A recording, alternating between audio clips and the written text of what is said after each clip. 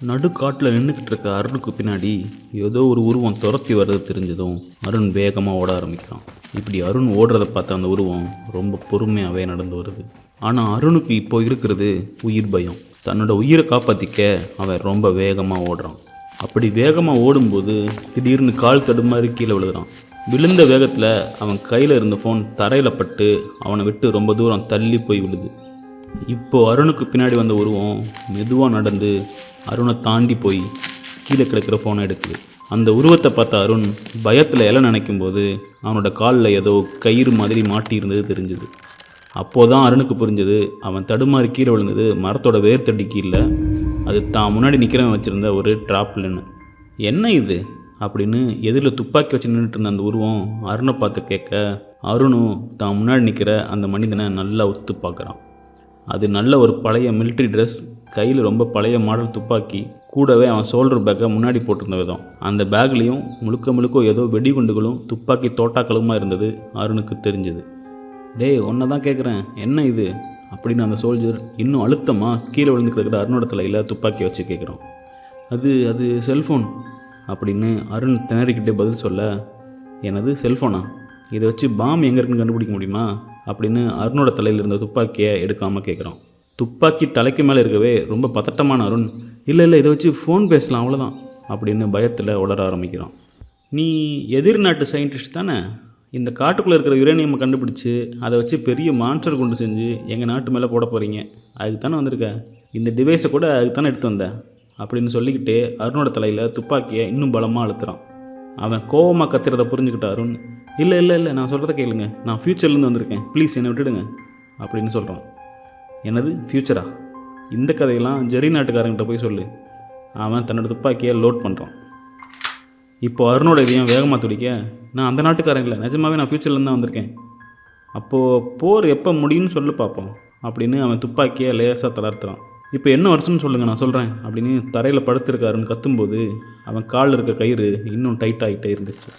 1940 அப்படின்னு அந்த சோல்ஜர் சொல்ல, இப்போ சுதாரிச்சுக்கிட்ட அருண், 1945 முடிஞ்சிடும், உங்கள் நாடு தான் அந்த பாம்பை கண்டுபிடிச்சி ஜெயிச்சு எங்கள் காலத்தில் உங்கள் நாடு தான் இப்போது சூப்பர் பவரில் இருக்குது அப்படின்னு தன் தலைக்குள்ளே தோட்டா போகக்கூடாதுன்னு அந்த தோட்டா விட வேகமாக பேசி முடிக்கலாம். உண்மையோ பொய்யோ, நீ சொல்கிறத கேட்குறதுக்கு நல்லா இருக்குது அப்படின்னு சொல்லி முடித்த அந்த சோல்ஜர் அவனோட துப்பாக்கி அருண் மேலேருந்து எடுத்துகிட்டு ஒரு கத்தியை எடுக்கிறான். அந்த கத்தியை பார்த்து பயந்த அருண், ப்ளீஸ் என்னை ஒன்றும் பண்ணிடாதீங்க அப்படின்னு சொல்கிறான். அதை கேட்டு லேசாக சிரித்த அந்த சோல்ஜர், இப்படியே உன்னை விட்டுட்டு போனால் நாளைக்கு வந்து பார்க்குறப்போ உன்னோட எலும்பு தான் இங்கே கிடக்கும் அப்படின்னு சொல்லிட்டு அருணோட காலில் கயிறு இருக்க இடத்துக்கு போகிறான். என்ன சொல்கிறீங்க அப்படின்னு அருண் பயந்த கண்ணோட கேட்குறான். அதை கேட்ட சோல்ஜர், சிங்கம் புலிலாம் ஒன்று அடிச்சிடுன்னு சொல்லுவேன்னு நினைக்காத, அதெல்லாம் இந்த காட்டை விட்டு போய் 1 வருஷத்துக்கு மேலே ஆயிடுச்சு. ஆனால் இதில் ஜோக் என்னென்னா, இந்த காடே ஒரு பெரிய தீவு, இதில் அந்த சிங்கம் புலிலாம் எப்படி கடலை கடந்து நீந்தி போச்சுன்னே தெரியல அப்படின்னு சொல்லிக்கிட்டு நக்கலாக சிரிச்சுக்கிட்டே கத்தியை கயிறு மேலே வச்சு அழுத்தினதும் அந்த கயிறு கட் ஆகுது. என்ன சொல்கிறீங்க, இது தீவா? ஆமாம், தீவு தான், சுற்றி தண்ணி மட்டும்தான், அது இருக்கே ஒரு பெரிய மரம், அது மேலே ஏறி பார்த்தோம்னா தூரத்தில் ஒரு சின்ன தீவு இருக்கும், அதை தவிர இங்கே சுற்றி ஒன்றுமே கிடையாது, எதிரி கப்பல் வேணால் அப்பப்போ கடலில் வந்துட்டு போகும், நாம் பதுங்கி இருந்து பார்க்கலாம் அப்படின்னு சொல்லி முடிக்கிறான். நீங்கள் மட்டும் இவ்வளோ பெரிய தீவில் இவ்வளோ நாள் தனியாக இருக்கீங்க அப்படின்னு அருண் அவனை பார்த்து கேட்குறான். அதுக்கு காரணம் அருணுக்கு ரயிலில் இருந்த அந்த பிச்சைக்காரனோட ஞாபகம் வந்ததுதான். இல்லை, என் கூட ஜோசப்னு ஒருத்தர் இருந்தான், ஜெரி சோல்ஜர்ஸ் 10 பேர் இந்த தீவுக்கு யுரேனியம் எடுக்க வந்தாங்க, அவங்கள சுட்டு கொண்டுட்டு அவனும் செத்து போயிட்டான், அதோ அவனுக்கு ஒரு கல்லறையை போட்டேன் அப்படின்னு அங்கேருந்து கல்குவியில் அந்த சோல்ஜர் இப்போ காட்டிக்கிட்டே, இதை சாப்பிடு, உன்னை பார்த்தா சாப்பிட்டு பல்லான மாதிரி இருக்குது அப்படின்னு நெருப்பில் சுட்ட இதையே கொடுக்க பசியிலிருந்த அருண் அதை வேகமாக சாப்பிட ஆரம்பிக்கிறான். அப்போது அந்த 10 பேர் கல்லறை இல்லையா அப்படின்னு அருண் சாப்பிட்டுக்கிட்டே கேட்க, அருணை லேசாக நக்கல் கலந்த துணியில் மறைச்சி பார்த்த அந்த சோல்ஜர், அப்படி பண்ணால் சாப்பாட்டுக்கு என்ன செய்கிறது அப்படின்னு கேட்க அருணுக்கு ஒன்றுமே புரியல. அதனால் அருண் சோல்ஜரை பார்க்க, அவன் ரொம்ப சகஜமாக அங்கே மரத்தில் பாரு அப்படின்னு சைகையை காட்டுறான். அவன் சொன்னதை கேட்டு திரும்பி பார்க்க, அங்கே பாதி எலும்பும் பாதி சதையுமா ஏதோ ஆட்டை உரித்து தொங்க விட்ட மாதிரி ஒருத்தன் தொங்கிட்டு இருந்தான். அதை பார்த்து அருண் பயந்துட்டு அவன் சாப்பிட்டுட்டு இருந்ததை தூக்கி போட்டு, இதே எனக்கு கொடுத்த அப்படின்னு அவனை திட்ட, இந்த காட்டில் வேறு என்ன இருக்குன்னு நினைக்கிறேன் அப்படின்னு சோல்ஜர் சொல்கிறான். இது ரொம்ப தப்பு, இன்னொரு நாட்டு சோல்ஜரை இப்படி அவமானப்படுத்தக்கூடாது அப்படின்னு அருண் மனிதாபிமானத்தோட அந்த சோல்ஜர்கிட்ட சண்டை போடவே பதிலுக்கு கோவமான அந்த சோல்ஜர், இங்கே பாரு தம்பி, நீ போரில் இருக்கிற, இங்கே யாரும் நியாயம் தர்மம் எல்லாம் பார்க்க மாட்டாங்க, இந்த போரில் நடந்த நிறைய விஷயங்கள் எழுதப்படலை, அப்படி எழுத நினச்ச நிறைய பேர் இப்போ இல்லை சரியா. அதனால் போரில் நியாயம் திரும்பெல்லாம் பேசிகிட்டு இருந்தேன்னு வை, உன்னையும் விரித்து அவனை மாதிரி தொங்க விட்டுடுவேன் அப்படின்னு அவன் பையில் இருந்த கத்தியை எடுக்கிறான். சாரி எனக்கு நல்லா புரிஞ்சது, நீ இந்த மாதிரி பேச மாட்டேன் அப்படின்னு அருண் மெதுவாக தன்னோட கொள்கையெல்லாம் தூக்கி போட்டுட்டு தன்னோட உயிரை கையில் பிடிச்சிக்கிட்டான்.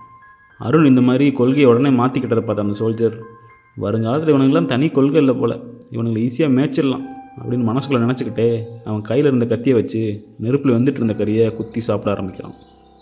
இப்படியே இவங்க பேசிகிட்டு இருக்கும்போது மெதுவாக இருட்ட ஆரம்பிச்சது. அந்த சோல்ஜர் அருண் தான் எப்படி இங்கே வந்தேன் அப்படின்னு சொன்னதை ஏதோ கதை கேட்குற மாதிரி கேட்டுகிட்டு இருந்தான். ஓ அந்த தாத்தா அவங்க கூட இறங்கலையா, எனக்கு 2 ஆடு கிடச்சிருக்கும் அப்படின்னு கிண்டலுக்கு சொல்ல அருண் சிரிச்சுக்கிட்டே, என்னை பார்த்தா ஆடு மாதிரி தெரியுதா அப்படின்னு கேட்குறான். 2 பேரும் ஜாலியாக பேசி சிரிச்சுக்கிட்டு அந்த நைட் அப்படியே போகுது.